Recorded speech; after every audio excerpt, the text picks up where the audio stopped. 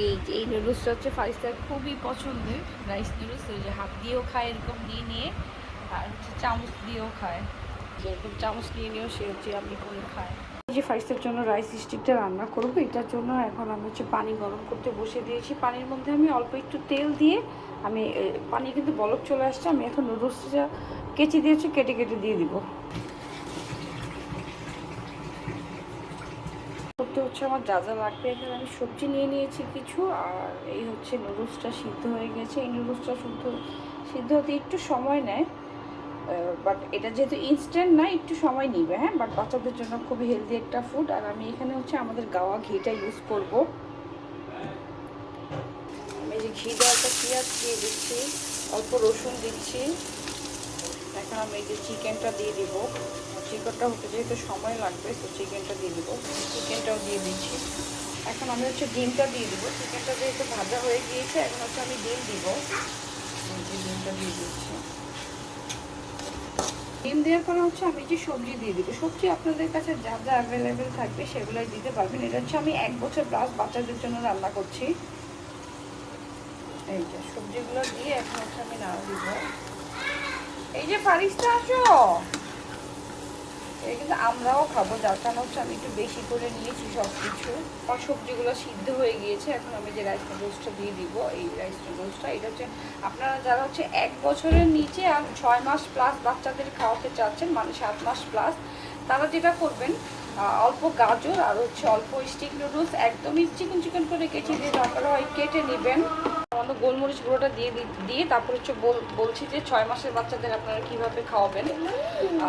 6 মাস শেষ হয়ে যখন 7 মাসে পড়বে, তাদের সেই বাচ্চাদের যদি আপনি রাইস স্টিক খাওয়াতে চান, মানে রাইস নুডলস খাওয়াতে চান, সেক্ষেত্রে আপনারা যেটা করবেন, এই যে আম্মু এই যে মাম শুরু করতে এসে, নুডলসটাকে হচ্ছে অল্প পানি দিয়ে গাজর কুচি কুচি করে, তারপরে হচ্ছে নুডলসটাকেও হচ্ছে আলু ভাজির মতো কুচি কুচি যদি পারেন, হাত দিয়ে ভাঙলে ভাঙতে পারেন, এই যে মা, বা হচ্ছে ছুরি দিয়ে বা হচ্ছে কেচি দিয়ে কুচি কুচি করে কেটে তারপরে হচ্ছে ওটাকে অল্প পানি দিয়ে সিদ্ধ করে ম্যাশ করে খাওয়াতে পারেন। আর একটু চাইলে গোলমরিচ গুঁড়োটা দিতে পারেন, এটা না দিলেও চলে।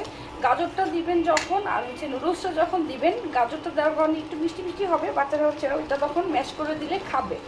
আর এরকম আস্তে আস্তে দিলে কিন্তু তখন বাবু খেতে পারবে না, কারণ যেহেতু ও মাত্র শুরু করেছে সলিড খাবার, ওকে জিনিসটি আস্তে আস্তে দিলে খেতে পারবে না। ওকে কেচি দিয়ে কেটে কেটে কেটে তারপরে পানি দিয়ে সিদ্ধ করে, আর হচ্ছে গাজরটাও দিবেন, দিয়ে তারপর ম্যাশ করে একটু একটু পানি মানে স্যুপ টাইপ রেখে তারপর হচ্ছে বাবুকে খাওয়াবেন, তাহলে খাবে। আমি এটা যেটা করেছি এটা হচ্ছে বড়রাও খেতে পারবে, মানে 1 বছর প্লাস বাচ্চারাও খেতে পারবে। হ্যাঁ, আমি শেষে হচ্ছে আরেকটা কাজ করব, একটুখানি ঘি আর একটু অ্যাড করে দেবো। ঘিটা দিলে হচ্ছে খাবারটা খেতে খুব মজা হয়। এই যে মামা, এই যে।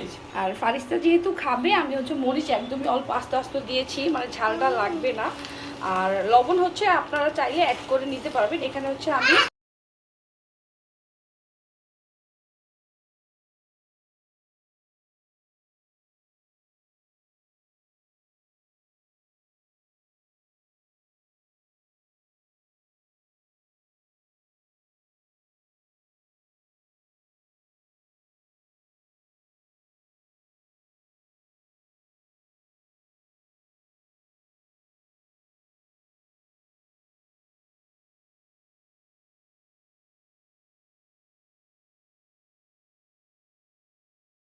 এই যে গাওয়া ঘিটাও হচ্ছে আমাদের পেজে পেয়ে যাবেন। এটা একদমই গাওয়া বগুড়ার ঘি, খুবই ভালো বাচ্চাদের জন্য। আর স্টিক নুডলসটাও হচ্ছে আমাদের পেজেই পেয়ে যাবেন। পেজে গিয়ে বললেই হবে রাইস নুডলস আর হচ্ছে ঘি অর্ডার করতে চাই, দুইটাই হচ্ছে আপনারা আমাদের পেজে পেয়ে যাবেন। ফারিস্তা, এই যে তোমাকে বলেছি মাম্মা হেল্প করতে, বলো। এই যে আসছে, বাড়ি বাবা, ওরি বাবা, ওরি বাবা। ফারিস্তার জন্য আমি এতটুকু নিয়ে নিয়েছি, ও হচ্ছে এতটুকুই খাবে। এখানে হচ্ছে এই যে এটা হচ্ছে আমরা খাবো, এটা হচ্ছে ফারিস্তা খাবে। ঠান্ডা হলে হচ্ছে ওকে খেতে দিব। চলো চলো চলো, এখন আমরা নুডলস খাবো। আসো আসো আসো আসো আসো আসো আসো।